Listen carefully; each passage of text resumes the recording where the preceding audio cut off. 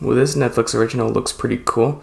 Vampires in the Bronx, due to be released on October 2nd this year. You know, I think when it comes to the Best Picture nominations, especially for this coming Academy Awards, I think Netflix is gonna sweep them.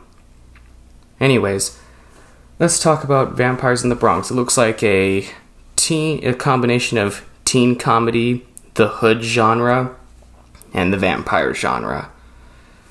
I love the vampire genre, okay? I'm not going to hide. I just love the vampire genre. I just always had a fascination with them ever since I was a little boy. I loved Scooby-Doo and the vampires. I loved my sister the vampire. Everything in my life was vampire. Anyways, I think this looks great. It looks like a great movie that a lot of us will enjoy. Combination of teen humor and everything I just mentioned. So I think it follows a group of friends trying to fight off vampires. And, just like any other teen film, it's just, there's the one main kid and he's trying to fit in and make friends. And people aren't really looking at him. They're not really paying attention to him. Just, I don't know, there are some cliches in it, but I think in this one they're going to make the cliches work.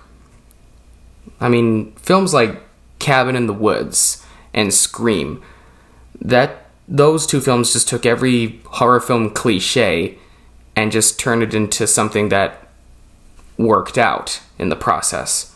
Scream was a basic satire, per se, on the slasher film genre. After all, it was directed by Wes Craven. And The Cabin in the Woods, well, it just took a combination from every horror film genre, slasher, sci-fi, supernatural, anything. Just took all of those cliches and turned it into a dark comedy with Chris Hemsworth in it. The Bronx, well, you don't hear much about the Bronx. You just know that it's the Bronx, New York.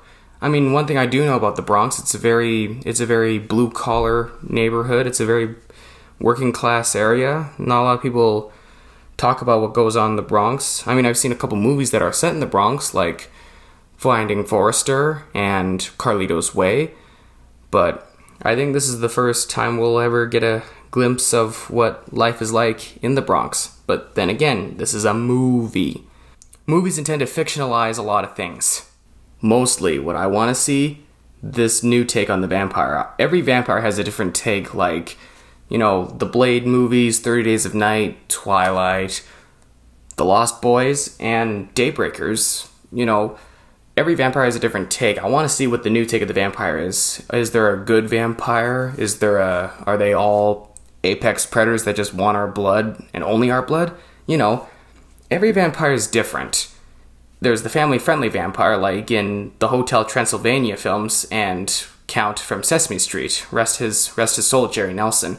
But there's also the very evil vampires, 30 Days of Night, where they were just depicted as apex predators. And then there's the Lost Boys, where they were depicted as the cool guys in the classrooms. As far as I am concerned, these vampires in the upcoming film Vampires in the Bronx, they look like evildoers. Let's just see what happens. Oh yeah, and speaking of vampires, the Black Blood brothers. More on them pretty soon.